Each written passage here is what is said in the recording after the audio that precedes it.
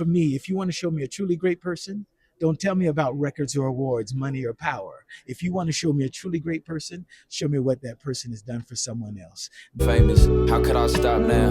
Gotta skip some sleep and put the clock down. Brother left the earth, so now I'm working around the clock to do the things he should've got now. I'm just living life.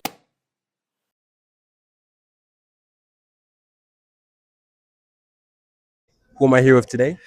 This is Michael Pinball Clemons. Sounds good. And what do you do for a living? I am a general manager of the Toronto Argonauts. 100%. And as soon as you walked in here, I noticed your energy, your positive smile. Where does that energy come from? Where does that come from? I have to tell you that as a kid, right, that I had that kind of energy, always smiling, and my mom was a single parent, right, and she was really quiet and reserved, right, and so it was like a perfect balance in the house. Yes. And what's the best piece of advice you've heard? I'm sure transitioning from football player to GM was somewhat of a challenge for you, or a new work in progress, right? So what good advice did you hear to help you propel in that career change? You know what? Maybe like to go a little bit away from that, right? Because not many people are football coaches, right?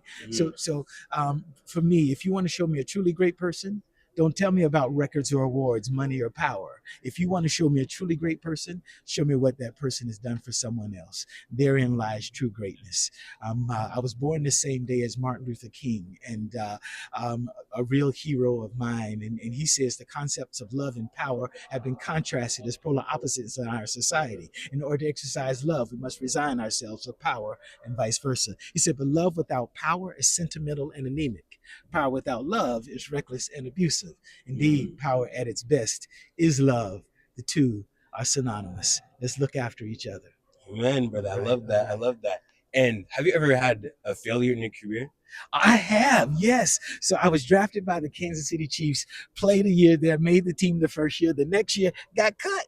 Yes, and so got cut, and then I thought that I was done. But part of my whole plan of life was making sure that you had a foundation, and my foundation was education. I went to a school called the College of William and Mary. That's the second oldest school behind Harvard, and not a big football school, but more academic. And I interned at a company called Honeywell, and they were going to pay for my MBA.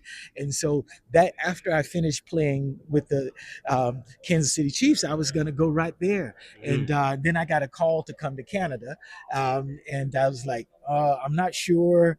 And I told the guy, I say, can I call my mom? and so I did. I called mom, and she says, boy, don't worry about it. You're going to work the rest of your life. And that's how I end up coming to Canada in 1989. And I've been here ever since. Long time. Yes, Long time. indeed. And you have great advice, but if you were talking to a young football player today, Yes. what's one piece of advice that you would give to them? I think the very first thing is just to really apply yourself, right? And let's not worry about what the coach, the coach has decisions to make and he has things to do, right? So we're not ignoring the coach. What we're doing though is we're fortifying ourselves, right?